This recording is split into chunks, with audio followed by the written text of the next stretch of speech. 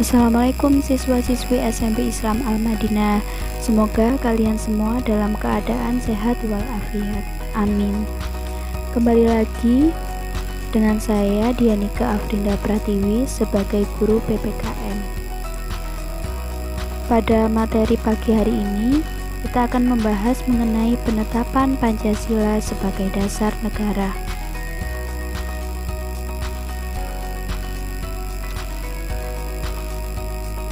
Minggu kemarin kita sudah membahas materi mengenai pembentukan BPUPKI. Kalian masih ingat kan BPUPKI itu apa? BPUPKI merupakan kepanjangan dari Badan Penyelidik Usaha-Usaha Persiapan Kemerdekaan Indonesia, atau dalam bahasa Jepang diberi nama Dokuritsu Junbi Chosakai, yang dibentuk pada tanggal 1 Maret 1945 yang diketuai oleh Dr. Rajiman Widyodiningrat. Anggota BPUPKI ini berjumlah 67 orang, yaitu 60 dari Indonesia dan 7 orang dari Jepang.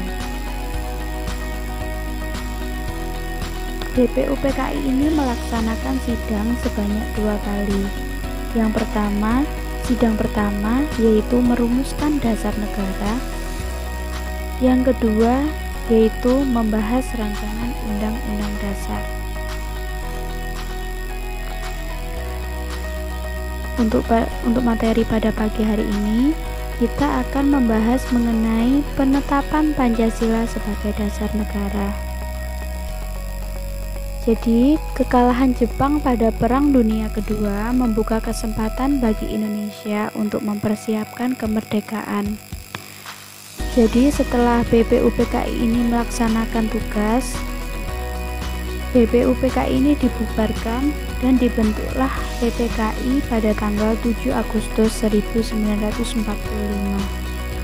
Apa sih PPKI itu? PPKI merupakan kepanjangan dari Panitia Persiapan Kemerdekaan Indonesia, atau dalam bahasa Jepang diberi nama Dokuritsu Junbi Inkai.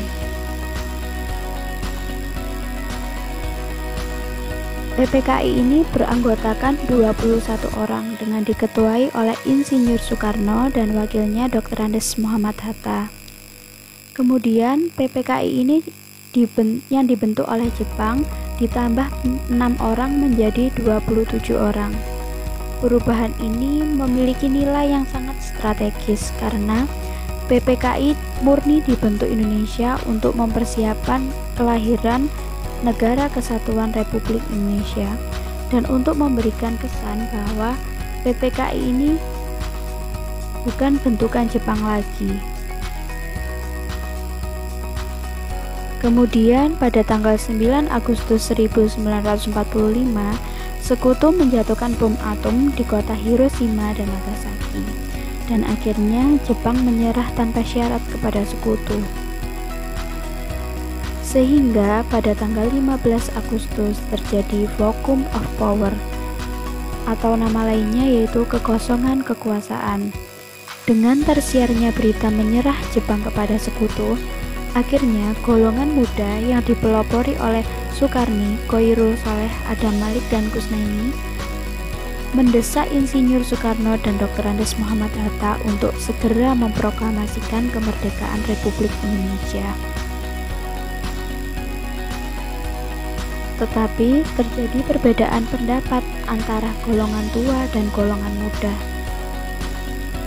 Golongan tua ini tidak ingin proklamasi segera dilaksanakan karena golongan tua ingin proklamasi dipersiapkan dengan secara maksimal.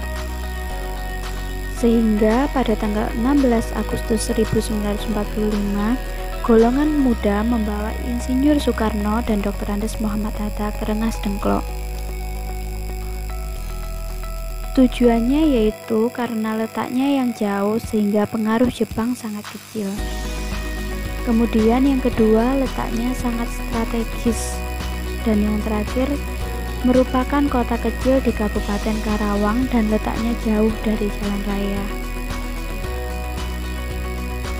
Kemudian atas persetujuan antara golongan muda dan golongan tua, akhirnya Insinyur Soekarno dan Dr. Andes Muhammad Hatta dibebaskan, dan pada tanggal 17 Agustus 1945 Indonesia berhasil memproklamasikan kemerdekaan Indonesia.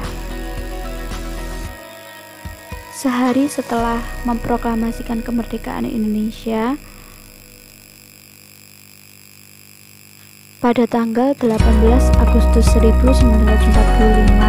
PPKI melaksanakan sidang yang pertama dan menghasilkan keputusan, yaitu menetapkan Undang-Undang Dasar 1945. Yang kedua, memilih presiden dan wakil presiden, yaitu Insinyur Soekarno dan Dr. Andes Muhammad Hatta. Yang ketiga, membentuk Komite Nasional